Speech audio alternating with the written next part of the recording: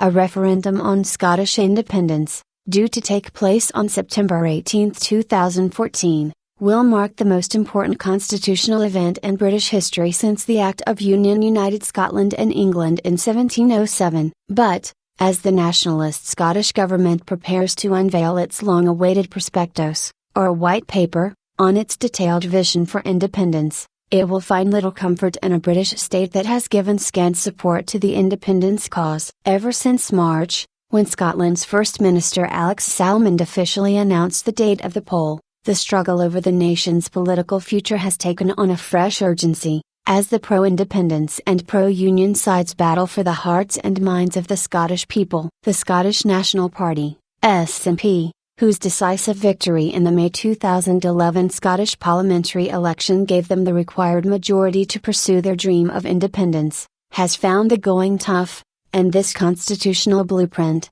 expected in October or November, will present a rare opportunity for them to lead the debate after countless months spent on the back foot. The Scottish Government will need to see, in the course of their October, November paper and into May next year, a dramatic change in Scottish public opinion to get to that potential yes vote. Gerry Hassan, Scottish writer, behind in the independence polls, under sustained attack from an overwhelmingly pro-union media, both north and south of the border, and suffering repeated blows from an unyielding Westminster government, the SNP administration in Edinburgh is learning the cost of taking on the full might of the British state and establishment. Gerry Hassan, a Scottish writer and commentator, said the SNP's current travails partly stem from the fact that very few in the party actually thought they would be conducting an official campaign for Scottish independence so soon after the establishment of a devolved Scottish Parliament in 1999. Hassan, editor of the modern SNP,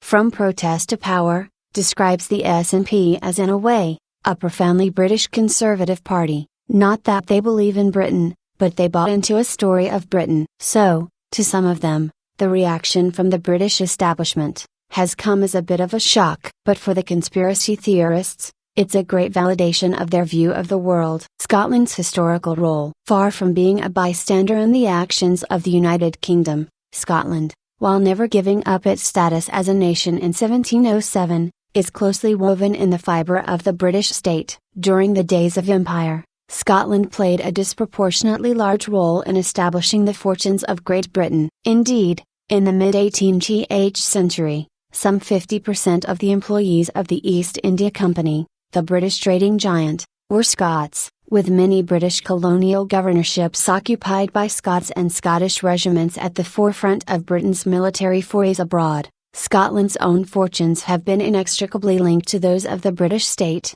says Ian McWhirter, a Scottish political commentator and author of Road to Referendum. With the referendum campaign essentially challenging Scotland's historical role in the creation of modern Britain, the Salmond-led administration has also found itself struggling against a British government that has had the ability to outgun them on policy matters, says Scottish author David Torrance. There's a huge imbalance, particularly in the official war with policy papers, which have been produced so far by the UK government, explained Torrance, author of Salmond, Against the Odds. And, although they're not without fault, they're quality pieces of work, very thorough. Clearly the full weight of Whitehall, particularly the Treasury, has been applied. In contrast, the Scottish government promised to do the same, and it's not really delivered. While SNP ministers will be hoping that the forthcoming publication of their independence blueprint will help to even up the match, Torrance says the Scottish government should be applauded for its efforts to get its own message across in the face of the British storm. The Scottish government have held their own,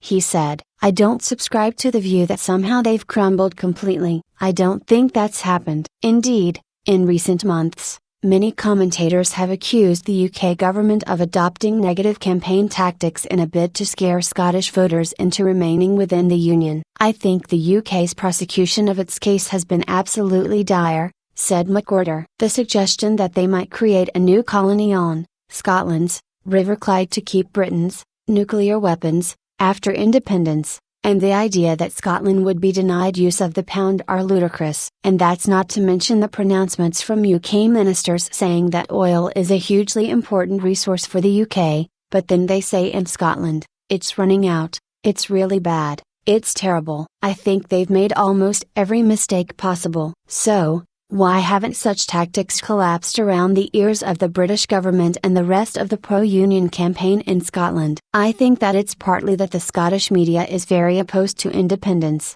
so it tends to backpedal these stories, noted McWhorter. If these were things that Alex Salmond was saying, it would have been open season. But they've gone to great lengths to protect the embarrassment of a lot of the UK arguments. But, with voting for independence implying a leap into the unknown, Hassan believes the Scottish government must make a very persuasive case for Scotland making the transition from constituent nation to nation state, starting with its eagerly anticipated white paper. There's been consistent poll leads for the Union for the last 10 to 15 years.